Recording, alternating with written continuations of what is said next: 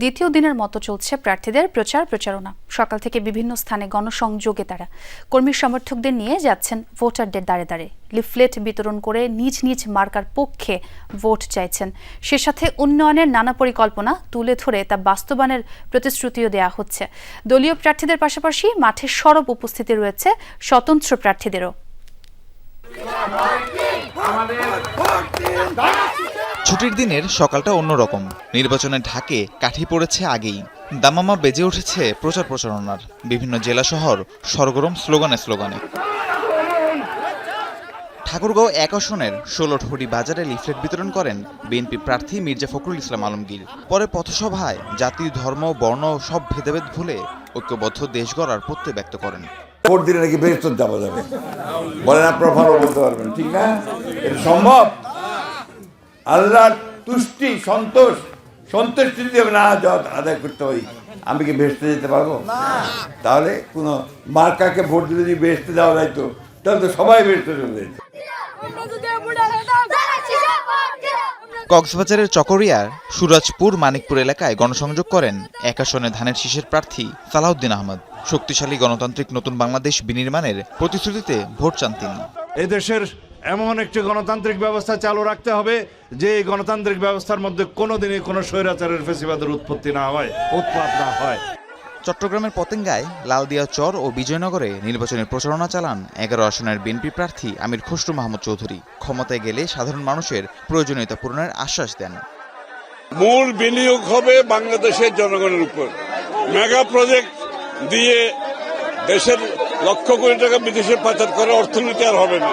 কর্মী সমর্থকদের নিয়ে সকাল থেকেই ভোটারদের দ্বারে যাচ্ছেন বরগুনা ২ আসনের বিএনপি প্রার্থী নুরুল ইসলাম মনি।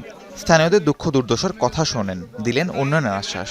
উন্নয়ন এখানে হয় নাই। এখানে যে ছোঁয়া লাগার কথা উন্নয়নের, এত উন্নয়নের কথা শুনছি তা কিছুই এখানে আসে নাই।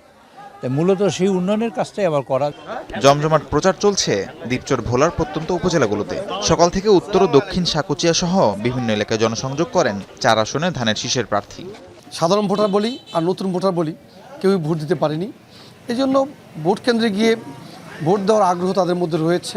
পিছিয়ে নেই দাঁড়িপাল্লার প্রার্থীরাও। খুলনা ৫ আসনে জামাত ইসলামের কাণ্ডারি মিয়া গোলাম পরোয়ার দিনের শুরুতেই নিজ নির্বাচনী এলাকায় পথসভা করেন। বলেন, জামাত ধর্ম নিয়ে রাজনীতি করে না। আমরা ধারণা করেছিলাম যে উনি বিদেশে লন্ডনে গেছেন, লেখাপড়া করেছেন, কিছুটা পলিটিক্যাল ম্যাচুরিটি হয়তো আছে, কিন্তু দেখি যে উনি তো এখন বড় মুফতি হয়ে গেছেন। বিলেত থেকে মুফতি ফতোয়া দিয়ে দিচ্ছেন যে কেডা মুশরিক আর কেডা কাফের। কুমিল্লার ১৪ গ্রামে ১১ আসনের দাঁড়িপাল্লার প্রার্থী সৈয়দ আবদুল্লাহ মোহাম্মদ তাহের নির্বাচনী জনসভার আয়োজন করেন। একটি দল ভারতের সাথে আঁতাত করে ক্ষমতা যাওয়ার চেষ্টা করছে বলে অভিযোগ করেন।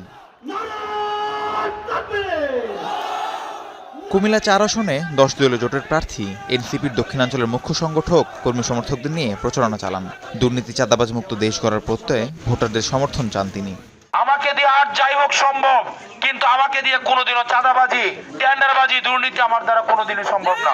এছাড়াও দেশের বিভিন্ন স্থানে বিরামহীন গণসংযোগ ও পথসভা করছেন বিভিন্ন দলের প্রার্থীরা। রাহিম সারোয়ার, যমুনা নিউজ।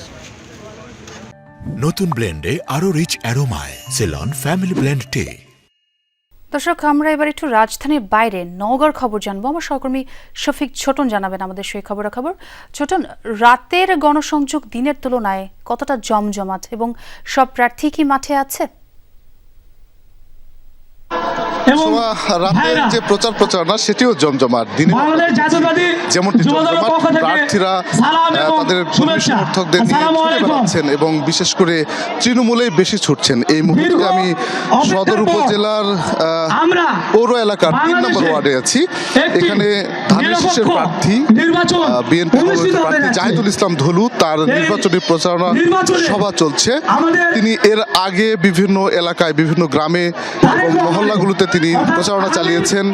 তৃণমূলের ভোটারদের কাছে তিনি যাচ্ছেন এবং ভোটাররা আসলে কি ধরনের উন্নয়ন কর্মকাণ্ড চাচ্ছেন ঠিক সেটি তিনি শুনছেন। একই সাথে বিএনপির চেয়ারম্যান তারেক রহমান তার যে ৩১ দফা বাস্তবায়নের যে রূপরেখা, সেই রূপরেখা থেকে যে উন্নয়ন কর্মকাণ্ডগুলো তুলে ধরা হয়েছে সেগুলো নিয়ে তিনি প্রতিশ্রুতি দিচ্ছেন। এবং একই সাথে বলে রাখি যে এই অঞ্চল নওগাঁর ঠিক খাগড়া, দুর্গাপুর বা 3 নম্বর ওয়ার্ড যেটি, সেই অঞ্চলটি আসলে বহুদিন ধরে অবহেলিত এবং এখানকার মানুষজন বলছে যে উন্নয়ন থেকে তারা বঞ্চিত।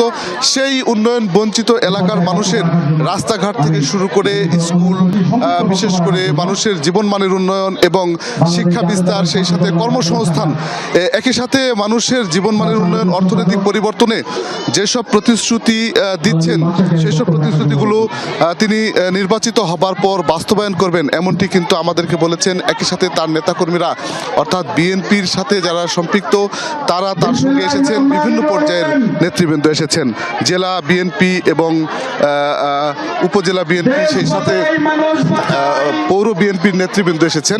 তারা পর্যায়ক্রমে বক্তব্য রাখছেন এবং ভোটারদের কাছে তারা প্রতিশ্রুতি তুলে ধরছেন আগামীতে নির্বাচিত হলে এই এলাকার সার্বিক উন্নয়নে জাহিদুল ইসলাম ধনু কাজ করবেন এবং মানুষের জীবনমানের উন্নয়নে, বিশেষ করে কর্মসংস্থানের দিকে তিনি বেশি জোর দিচ্ছেন, এমনটি কিন্তু আমরা দেখছি। তবে একটি কথা বলতে হয় যে নওগাঁয় যে 5 জন প্রার্থী প্রতিদ্বন্দ্বিতা করছেন, সবাই কিন্তু বিরামহীনভাবে ছুটে চলেছেন।